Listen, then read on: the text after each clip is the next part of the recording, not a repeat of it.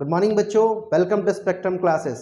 आप लोग देख रहे हो साइंस के 500 क्वेश्चन सीरीज, जिसमें अब तक हम लोग क्वेश्चन नंबर 1 से लेके क्वेश्चन नंबर 30 तक डिस्कस कर चुके हैं। आज से हम लोग डिस्कस करें क्वेश्चन नंबर 31 से लेके 40 तक। बच्चों, आज से आपको जो भी क्वेश्चन यहाँ कराए जाएंगे, इसका PDF आपको हमारे टेलीग्राम चैनल पे मिल जाएगा। डिस्क्रिप्शन में मैं लिंक डाल दूंगा टेलीग्राम का, आप जाइएगा वहाँ और वहाँ से डाउनलोड कर लीजिएगा। तो चलिए लेट ना करते हुए स्टार्ट करते हैं। क्वेश्चन नंबर 31, एस्ट्रोजन स्रावित होता है। Estrogen is released by. बच्चों, आप लोग जानते हैं एस्ट्रोजन क्या एक हार्मोन है। हमारे बॉडी में बहुत सारे हार्मोन्स होते हैं जो अलग अलग ग्लैंड से, अलग अलग ग्रंथियों से निकलता है। उसमें से एक हार्मोन क्या है? एस्ट्रोजन हार्मोन है। आप लोग जानते हैं एस्ट्रोजन कहाँ पाया जाता है? एस्ट्रोजन फीमेल में पाया जाता है, लड़कियों में पाया जाता है। तो बच्चों, एस्ट्रोजन कहाँ किससे स्रावित होता है? इसका आंसर होगा अंडाशय यानी कि ओवेरीज से। आपको पता है थायराइड हमारे गले में होता है, इस जगह पे होता है। ये भी एक ग्लैंड है और यहाँ से कौन सा हार्मोन निकलता है? थायरॉक्सिन नाम का हार्मोन निकलता है। अगला बात है बच्चों, वृषण या टेस्टिस, ये मेल में पाया जाने वाला एक ऑर्गन है और ये कौन सा हार्मोन रिलीज करता है? ये हार्मोन रिलीज करता है टेस्टोस्टेरोन। नेक्स्ट है बच्चों पिट्यूटरी। पिट्यूटरी को हम लोग मास्टर ग्लैंड भी बोलते हैं या मास्टर हार्मोन भी बोलते हैं, मास्टर ग्रंथि भी बोलते हैं। ऐसा क्यों? क्योंकि जो पिट्यूटरी ग्लैंड है वो सारे हार्मोन्स को कंट्रोल करता है। हार्मोन्स को कंट्रोल करने वाला पिट्यूटरी ग्लैंड। और ये कौन सा हार्मोन रिलीज करता है? बहुत सारा हार्मोन रिलीज करता है, उसमें से एक हार्मोन है आपका ग्रोथ हार्मोन। तो क्वेश्चन नंबर 31 का सही आंसर क्या होगा? ऑप्शन नंबर 1 अंडाशय यानी कि ओवेरीज। क्वेश्चन नंबर 2, नर युग्मक और मादा युग्मक के संलयन को क्या कहते हैं? The process of combining male gamete with female gamete is called. बच्चों, मेल गैमीट और फीमेल गैमीट जो आपस में मिल जाते हैं, इसे क्या कहते हैं? ऑप्शंस देख लेते हैं। ऑप्शन है परागण यानी पॉलिनेशन, फिर निषेचन यानी फर्टिलाइजेशन, जनन यानी रिप्रोडक्शन, बडिंग यानी मुकुलन। हम लोग 1 बाय 1 सारे ऑप्शंस को समझेंगे। बच्चों, परागण क्या होता है? पॉलिनेशन क्या होता है? ये बच्चों पौधों में होता है, ठीक है ना। नेक्स्ट है निषेचन। निषेचन क्या होता है? फर्टिलाइजेशन। इस क्वेश्चन का सही आंसर मेल गैमेट और फीमेल गैमेट के कॉम्बिनेशन को ही हम लोग क्या कहते हैं? निषेचन यानी फर्टिलाइजेशन कहते हैं। जनन क्या होता है? रिप्रोडक्शन क्या होता है? अपने जैसा एक और उत्पन्न करना, एक और पैदा करना, उसे हम लोग रिप्रोडक्शन कहते हैं। बडिंग क्या होता है? बच्चों, बडिंग हाइड्रा में होता है। कैसे होता है बडिंग? आप लोग देखोगे, ये मान लो हाइड्रा है, ऐसा हाइड्रा का ये शेप नहीं है, मैं शॉर्ट में बता रहा हूँ। ये क्या होगा, कुछ दिन जब भी इसको रिप्रोडक्शन करना होगा, जब भी इसको जनन करना होगा, ये इस जगह में इस तरह से एक स्ट्रक्चर बन जाएगा। इस स्ट्रक्चर को हम लोग कहते हैं बड। और ये धीरे धीरे बड़ा होकर के हाइड्रा का रूप ले लेगा, फिर ये हाइड्रा से अलग हो जाएगा। इस तरह का जनन कोई अगर करता है, रिप्रोडक्शन अगर कोई करता है, तो इसे हम लोग क्या कहते हैं? बडिंग कहते हैं। ऑप्शन तो 32 का ऑप्शन नंबर होगा 2 निषेचन।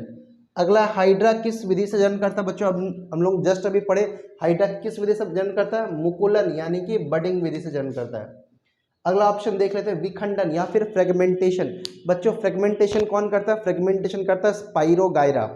आपको ये बाकी ऑप्शंस भी याद रखना है कि ऐसा नहीं कि सिर्फ हाइड्रा का जन्म तो मुकुलन होता है तो बस ये याद कर लेंगे।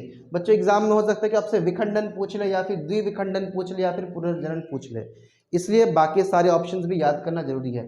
फ्रेगमेंटेशन कौन करता है? बच्चों, फ्रेगमेंटेशन आपका करता है स्पाइरोगायरा, ठीक है। इसमें क्या होता है? सिंपली जो स्पाइरोगायरा है वो इस तरह से 2 पार्ट में टूट जाता है। ये टूट जाता है बच्चों, ये 2 अलग अलग बन गया स्पाइरोगायरा, तो इसे हम लोग क्या कहते हैं? फ्रेगमेंटेशन कहते हैं। अगला क्या है? द्विविखंडन या फिर बाइनरी फिशन। बाइनरी फिशन क्या होता है? एक ऑर्गेनिज्म या एक जीव एक और जीव मतलब वैसे ही अगर पैदा कर ले तो सब लोग कहते हैं बाइनरी फिशन, अपने बॉडी पार्ट से ही। जैसे अमीबा में होता है। किस तरह से होता है बच्चों? देखो, ये है मान लो आपका अमीबा। जैसे इसको रिप्रोडक्शन करना होगा, फिर ये क्या होगा? इसका जो न्यूक्लियस है और ये जो पार्ट है बाहर का, ये कुछ इस तरह से ऐसे करके डिवाइड हो जाता है। इस तरह से ऐसे डिवाइड हो जाता है इसका न्यूक्लियस, और ये फिर आगे स्टेप में धीरे धीरे ये बिल्कुल अलग हो जाएगा। ये इस तरह से अलग अलग हो जाएगा। तो क्या हुआ बच्चों? एक अमीबा था, टूट करके 1 से 2 अमीबा बन गया। इसका न्यूक्लियस भी सिंपली डिवाइड हुआ। पूरा जो सेल था, सेल का जितना भी उसका सेल ऑर्गेनल्स था, सेल के अंदर में, कोशिका के अंदर में जितना भी उसका चीज़ था, वो सब 2 पार्ट में डिवाइड हुआ धीरे धीरे करके। और इस प्रोसेस को हम लोग कहते हैं बाइनरी फिशन, यानी कि द्विविखंडन, बाइनरी फिशन। नेक्स्ट है आपका पुनर्जनन यानी रीजनरेशन। बच्चों, रीजनरेशन होता है प्लानेरिया में। ये बहुत इंटरेस्टिंग होता है रीजनरेशन। जैसे मान लो ये आपका प्लानेरिया है, अगर आप इस प्लानेरिया को बीच से काट देते हो, है ना, बीच से अगर आप किसी तरह से काट देते हो तो ये दो अलग अलग टुकड़ों में बंट जाएगा। प्लानेरिया अगर कोई और एनिमल होता, जैसे मान लो कोई कुत्ता या बिल्ली, आप उसको दो टुकड़े में काट दो तो मर जाएगा वो, लेकिन प्लानेरिया मरता नहीं है बच्चों। प्लानेरिया क्या हो जाता है, दो जो अलग अलग टुकड़ा है, ये अलग अलग टुकड़ा नया नया जीव बन जाएगा। ये टुकड़ा एक अलग जीव बनेगा और ये टुकड़ा भी एक अलग जीव बनेगा। इसे हम लोग क्या कहते हैं, इसे हम लोग कहते हैं पुनर्जनन या फिर रीजनरेशन। ठीक है, आगे क्वेश्चन नंबर 34, मेंडल अपने प्रयोग के लिए किस पौधे को चुना? तो हम लोग जानते हैं ग्रॉगर मेंडल, जिसे हम लोग और किस नाम से जानते हैं, फादर ऑफ जेनेटिक्स। बच्चों जेनेटिक्स का जो शुरुआत है हम लोग ऐसा मानते हैं कि ये मेंडल से ही स्टार्ट हुआ। मेंडल ने बहुत ही फेमस एक्सपेरिमेंट किया था मटर के पौधों को लेकर के। कौन सा प्लांट को लेकर के? मटर यानी P plant. Which plant was chosen by Mendel for his experiment. तो कौन सा प्लांट चूज किया गया था? मटर प्लांट यानी पी प्लांट। पी प्लांट ऐसा क्यों, पी प्लांट ही क्यों चूज किया गया? क्योंकि पी प्लांट, ये मटर प्लांट में बहुत सारे खासियत ऐसा था जो आपको मैं समझाता हूँ। जैसे मटर प्लांट का जो मटर का बीज होता है वो दो अलग अलग टाइप में होता है, या तो वो बीज राउंड शेप में होगा या फिर वो बीज कैसा होगा, इस तरह से रिंकल्ड शेप में होगा। ठीक है ना, तो ऐसे उसका फूल का कलर अलग अलग हो सकता है, दो अलग अलग कलर में फूल हो सकता है। तो ये सारा ऑप्शंस अवेलेबल था किसमें? मटर के प्लांट में। बाकी में ऐसा ऑप्शन नहीं होता है, इसलिए मेंडल ने क्या किया, मटर का प्लांट को चूज किया। अगला, निम्नलिखित में से कौन उत्पाद है? उत्पाद मतलब क्या होता है? वैसा ऑब्जेक्ट जो क्या करे, मैंने खाना बना सके, फूड क्रिएट कर सके, फूड प्रोड्यूस कर सके, बना सके। तो हम लोग जानते हैं बच्चों, फूड बनाने वाला या खाना बनाने वाला पूरे ब्रह्मांड में सिर्फ और सिर्फ कौन है? ग्रीन प्लांट्स, यानी कि हरित पादप। जो पादप है या जो ग्रीन प्लांट्स है, सिर्फ वही खाना बना सकते हैं, बाकी और कोई खाना नहीं बना सकता है। तो इसलिए ग्रीन प्लांट्स को हम लोग क्या कहते हैं? ग्रीन प्लांट्स को हम लोग कहते हैं प्रोड्यूसर।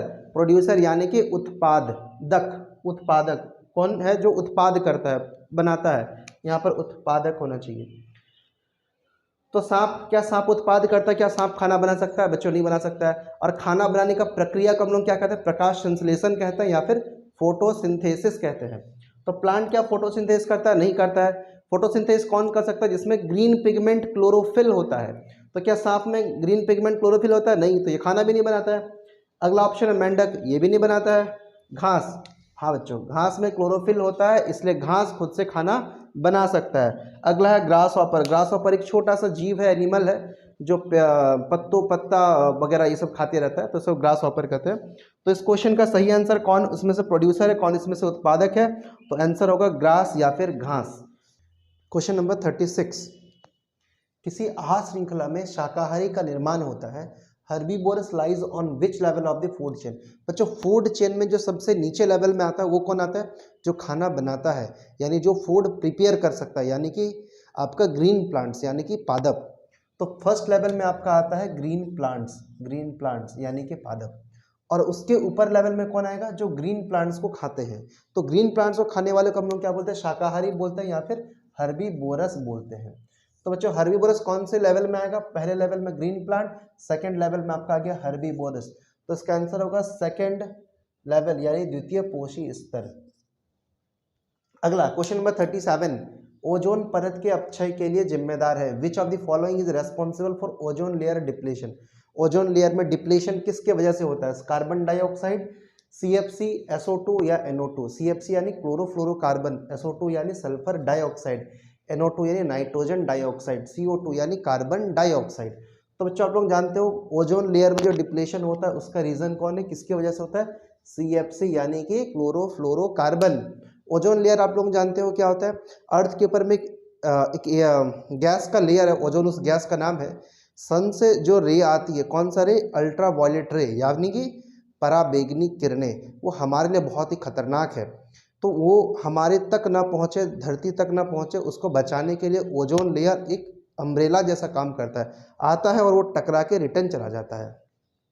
और इस गैस में धीरे धीरे अभी छेद हो रहा है, धीरे धीरे उसका जो लेयर है वो छोटा पड़ता जा रहा है। किसके वजह से? CFC गैस की वजह से। हम लोग CFC गैस कहाँ यूज़ करते हैं? हम लोग CFC गैस का यूज़ AC में करते हैं, CFC गैस का यूज़ हम लोग फ्रिज में करते हैं, ये सब में हम लोग करते हैं। निम्नलिखित में से कौन जैव मात्रा ऊर्जा स्रोत का उदाहरण नहीं है? Which of the following is not an example of biomass. Biomass यानी कि जैव मात्रा ऊर्जा किसे कहते हैं बच्चों? अगर हम लोग ऊर्जा किसी सजीव से ले रहे हैं या फिर वो किसी जमाने में सजीव था तो उसे हम लोग क्या कहते हैं? बायोमास कहते हैं। फॉर एग्जाम्पल समझो सर, लकड़ी, अगर मैं लकड़ी को जलाऊं, लकड़ी तो अभी सजीव नहीं है, लकड़ी तो लिविंग थिंग नहीं है, लेकिन लकड़ी किसी जमाने में तो लिविंग थिंग था ना। तो इस तरह की चीज़ों को हम लोग जलाते हैं, इसको हम अगर इससे अगर हम लोग एनर्जी लेते हैं तो हम लोग इसे क्या कहते हैं? बायोमास एनर्जी कहते हैं। तो देखो कौन कौन सा पहले लिविंग थिंग था या फिर अभी लिविंग थिंग है? लकड़ी, हाँ जी पहले लिविंग थिंग था, तो ये नहीं होगा, ऑप्शन में नहीं है। हमें ढूंढना है कि which is not an example, उदाहरण नहीं है, तो ये तो उदाहरण है, तो ये सही आंसर नहीं होगा। गोबर गैस ये भी होगा, तो ये भी उदाहरण नहीं है इसका। नाभिकीय ऊर्जा यानी कि न्यूक्लियर एनर्जी, ये जो एनर्जी है नाभिकीय ऊर्जा न्यूक्लियर पावर प्लांट से प्रोड्यूस होता है, ये कभी भी लिविंग थिंग का पार्ट नहीं था, इसलिए इस क्वेश्चन का राइट आंसर होगा ऑप्शन नंबर 3 यानी कि नाभिकीय ऊर्जा। क्वेश्चन नंबर 39, पवन ऊर्जा उत्पादन के लिए पवन की चाल न्यूनतम कितनी होनी चाहिए? हम लोग जानते हैं जब भी जो विंड मिल होता है वो क्या करता है? पवन ऊर्जा बनाता है, यानी कि विंड एनर्जी प्रोड्यूस करता है। तो उसमें जो हवा का गति है कम से कम कितना होना चाहिए? हवा का गति कम से कम आपका 15 किलोमीटर पर आवर होना चाहिए, तो जाके वो विंड मिल घूम पाएगा। ठीक है बच्चों, अगला क्वेश्चन है, उत्तल दर्पण द्वारा बना प्रतिबिंब सदैव, उत्तल दर्पण से जो प्रतिबिंब बनता है वो कैसा होता है? Image formed by convex mirror is always, convex mirror से जो इमेज बनता है, आपको याद रखना है कॉन्वेक्स मिरर का जो इमेज होगा उसका 3 प्रॉपर्टी होगा। पहला क्या होगा? आभासी होगा, आभासी यानी कि वर्चुअल होगा। और क्या होगा? दूसरा, जो भी वर्चुअल होता है वो और क्या होता है? वो आपका इरेक्ट होता है, यानी कि सीधा होता है, इरेक्ट यानी सीधा। तीसरा क्या होगा? तीसरा हमेशा छोटा साइज का बनेगा, छोटा साइज यानी डिमिनिस्ड बनेगा, डिमिनिस्ड बनेगा। तो ऑप्शन हम लोग चेक करते चलिए, इन्वर्टेड, रियल, मैग्नीफाइड, डिमिनिस्ड या छोटा। तो ऑप्शन नंबर 4 होगा इसका राइट आंसर। तो बच्चों ये था क्वेश्चन नंबर 31 से लेकर के 40 तक। हम लोग कल के वीडियो में 41 से लेकर 50 तक डिस्कस करेंगे। आप लोग को अगर इस क्लास का PDF नोट्स चाहिए तो आप हमारे टेलीग्राम चैनल में जाइए, टेलीग्राम का लिंक मैं नीचे डाल दूंगा। And thank you for watching the video.